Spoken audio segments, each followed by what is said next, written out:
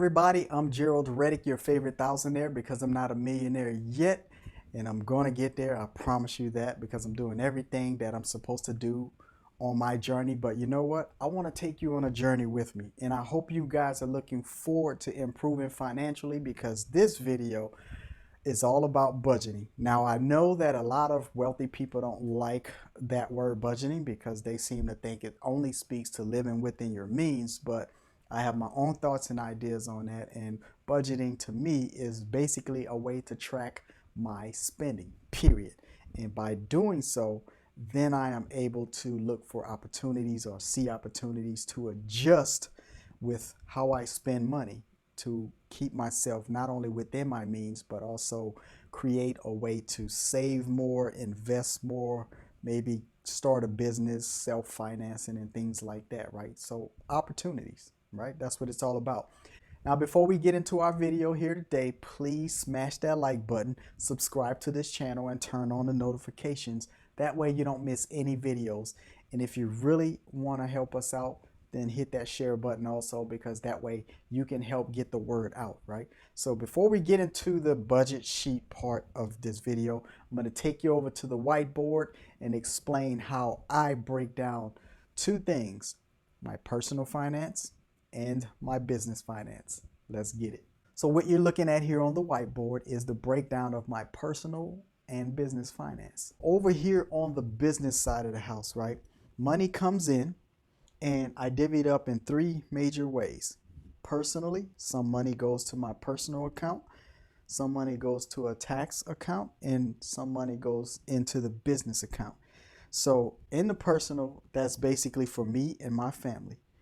Because I'm a business owner, I pay income tax, self-employment tax as a sole proprietor, and I pay what's called rendition. So this is basically county tax. I'm not going to break down what that means and all that, but I have to pay it. So it may apply to you depending on your county or state and city. Over here in the business, there are a lot of other things there, but the major ones are my advertisement, business cards and stuff like that, websites. I do subcontract out, so I have payroll that I have to maintain to other DJs or people who help our brand. Then there's equipment that I replace and or purchase new depending on trends and opportunity. And of course, I do training. I invest heavily in training, whether it be business management, learning how to work a website. Right now, I'm in a graphics design course, so this would fall under training. Now, here on the personal side of the house, right, the income here is breaking down into four major categories. That is savings, debt, taxes, and living expenses. Now, we're not going to get too deep in all of these, but I just wanted to kind of show you, a quick breakdown of how these work. All right, so in the savings, there are things like emergency funds, investment. I actually have about 3 of these accounts now. I started a new one. So investment opportunities, maybe save up for a vacation. You may want to save up for school if you have children. And I have what's called blow money. Now this right here, this is the argument stopper for us, because after we paid all of these and all of this stuff here, we still have some money left over sitting in a checking account. So when that is spent randomly, it's okay for me, because we took care of all of the major important items that we need to. So this is the argument stopper. Even I might feel like, I'm going to just grab this candy bar or whatever, because I do it too. So blow money, right? Get your nails done. I need a haircut. I want some shoes I saw, whatever, right? But when that runs out, then we hit the reset button at the next month and start over again, right? Now, I usually break down, no matter if it's personal or business, there's a dollar amount of how I break things down versus a percentage amount of how I break things down. So on the business side, I break it down in this way: percentage, okay? 1/3 goes here, 1/3 here, 1/3 here. So if someone pays me a reservation fee to secure their date for a wedding DJ service, for example, they give me $600 for that DJ package. 200 goes here, 200 goes here, and 200 goes here, right? See how it works? And then when it's time to pay the remaining balance and they pay the other $600, 200 goes here, 200 goes here, 200 goes here. just like that. So the business is pretty simple. It breaks down by a percentage amount, and then these items in here, they're all random depending on the situation. But that's how I break down the business categories by percentage. But over here, I break these categories down by a dollar amount, right? Because it's just making sense, right? I mean, how can I do a percentage thing when each utility or the grocery bill varies? Insurance is kind of a fixed amount, a lot of times. Income taxes go up and down, property taxes, county, state, whatever. So that's just how that works, okay? So over here on the personal side, to break that down, because we broke down the business side, right? The savings include things like emergency funds, investing, vacation, school, or whatever, just typical savings, right? Things that you save for. And then there is debt, okay? Debt is like school, car, home, those are all loans. And then there's credit, which is a revolving debt, okay? So you put money into a credit, you can use the money again. But once you pay your home, car, or school loan, you can't use the money again, it's gone, but you have a debt, right? And then, of course, taxes. Now, they vary depending on how much money you make, where's your property. Certain counties, states, cities have different taxes, right? They're going to vary. So that's why I just pay, what's due accordingly. And then the living expenses. Now, these are typically things you can't live without.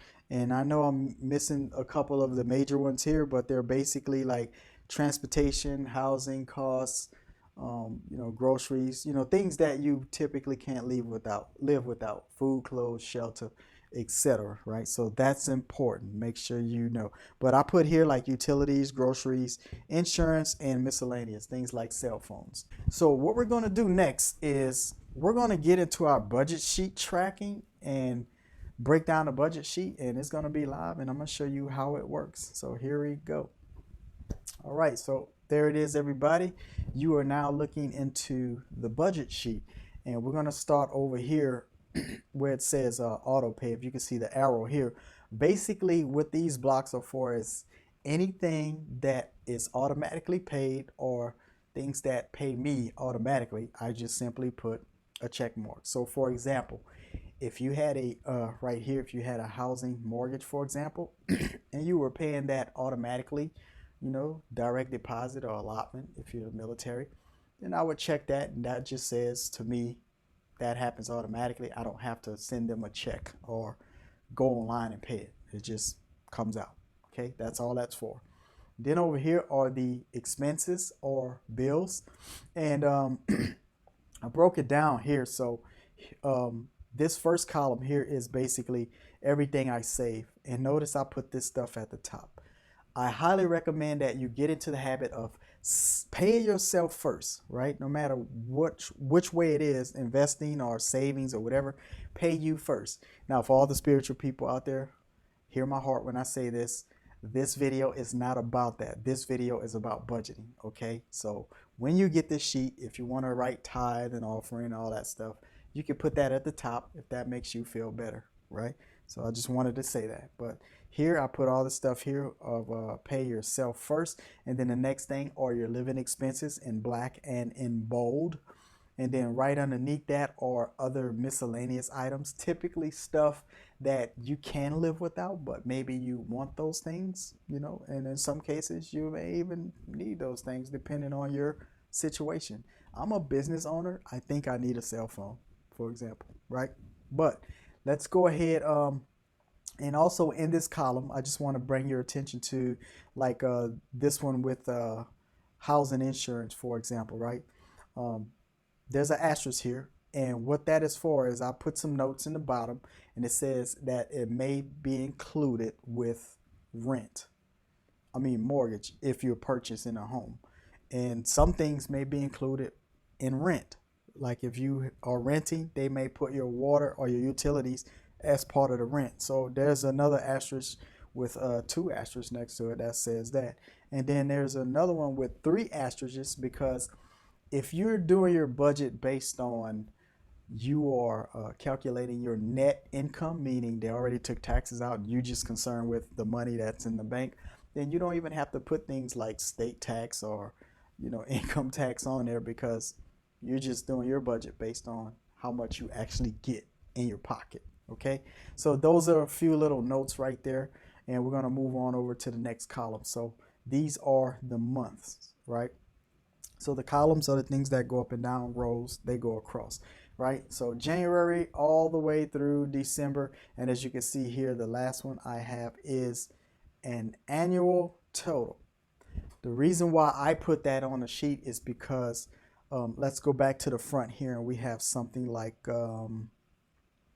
let's see, cell phone. Boom, here's one, cell phone. You see that right there? I just put a block around it plus my arrows there on it.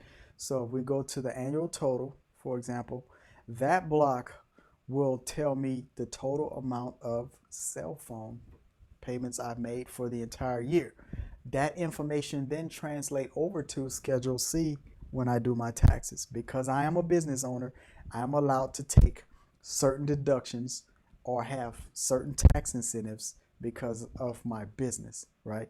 So that is why when you guys are complaining, oh, the rich don't pay taxes. Well, this is why they take advantage of the tax laws, right? So tax avoidance is legal, but tax evasion is illegal. So if you have a business like me, that's why I put that column there, right? So very helpful too. And so that speaks to how the rows work. Right here's where I want you to pay attention to. That auto calculates all of the columns. So if you look here at the top where it says column C, row 2, for example, the formula is calculating C2 all the way through C30. So just like the rows across did at the end of that, well, I put a formula in that particular block to calculate the total expenses for the month. So I'm not sitting there with a calculator just, going at it and writing in some book, right? I just, boom, put the numbers in, that automatically calculates. Let's say we have this charity right here, right? So let's say you guys say, hey, my charity is going to be whatever, right? And I'm going to pay watch what happens here to this number, 3215. Watch what happens to it. See how it increased? So that's how that works. So I just wanted to give you that. And then right below that, I have all of my income sources. So it says total income down here. And notice how strategic I was, where I put the total expenses in red. So that's money going out.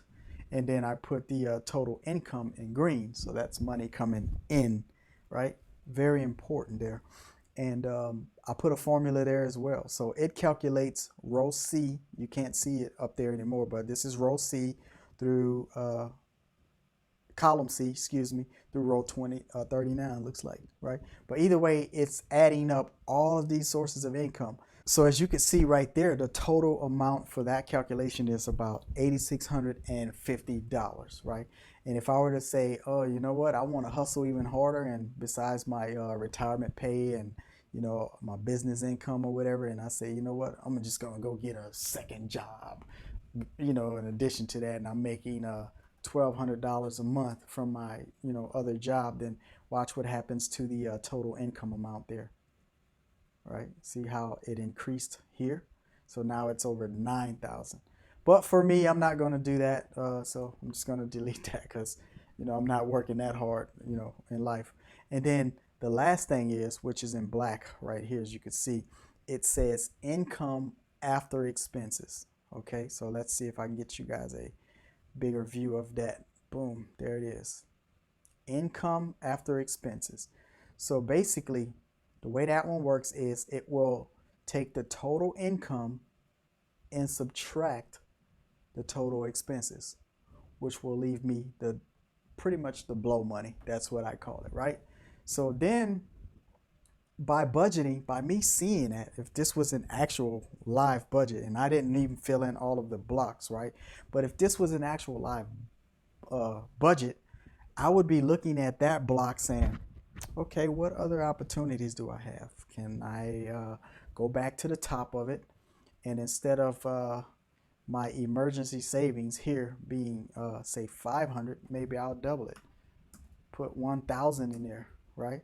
And what else can I improve on? What if we want to invest in some real estate, right? There's an opportunity there I may not have had before because my budget was kind of tight, but now I'm looking at some land I want to purchase. So maybe I say, look, let's get into real estate, and we'll put $1,000 a month towards some land, right?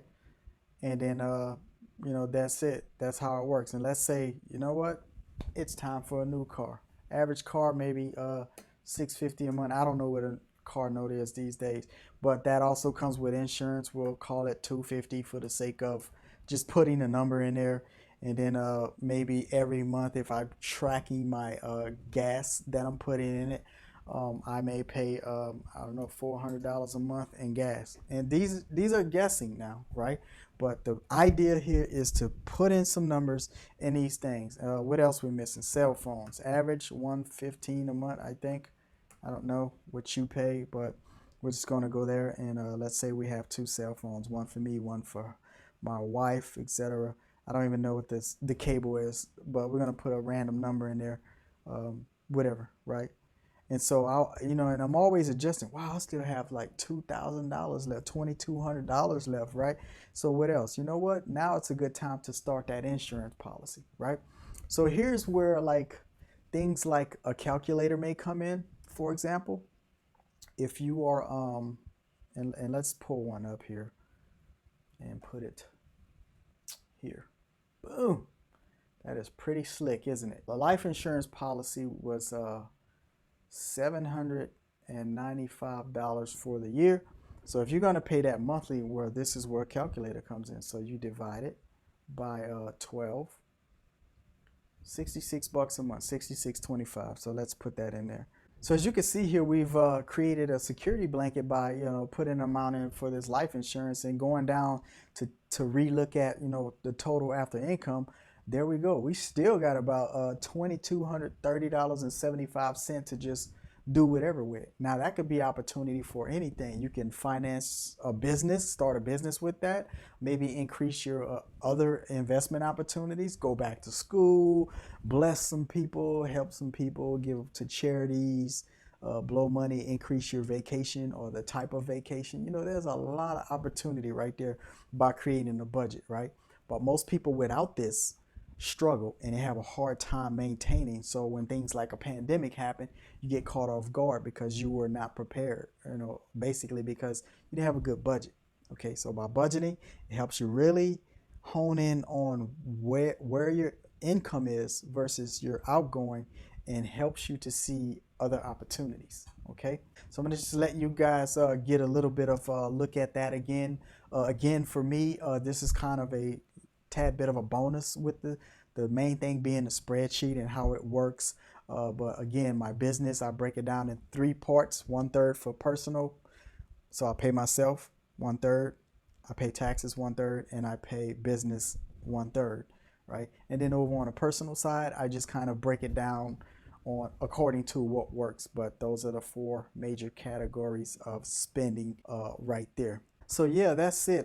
There's a lot of things that I've done to become wealthy, and I just want to let you guys know that I do understand budgeting very well. Don't listen to the hype of some of the wealthy people out there. They will tell you budgeting is for losers or things like that. But if you are a business owner, if you're a major corporation owner, you just call it statement of cash flows. If you have a business like that, you look at your assets, you look at your income, and I guarantee all of you this: anybody who is wealthy, rich, they're looking at all of their investment portfolios, paying attention to the numbers. They're looking at what assets they could sell off. They're looking at what additional assets they can acquire.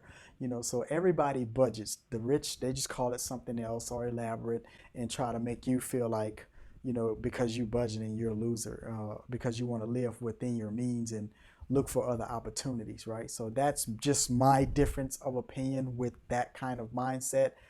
I would say it's a very basic principle, budgeting, and it has taken me a long way. And to give you guys an example of where I am, right, when I started a budget years ago, I went through a couple of periods of having to reset financially.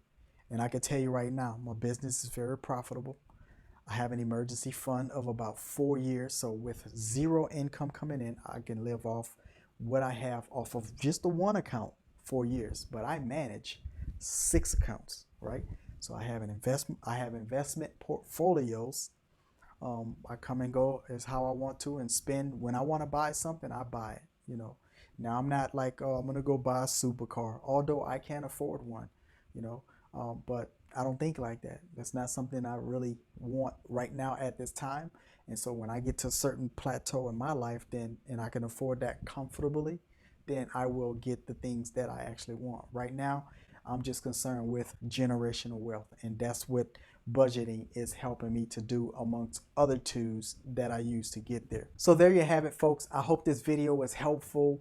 I hope that you got something out of this, and if you feel like this added value to you, please give it a thumbs up, leave some comments down below, subscribe to this channel. There will be more videos like this coming out, so you got to turn on the notification bells to be notified of those videos.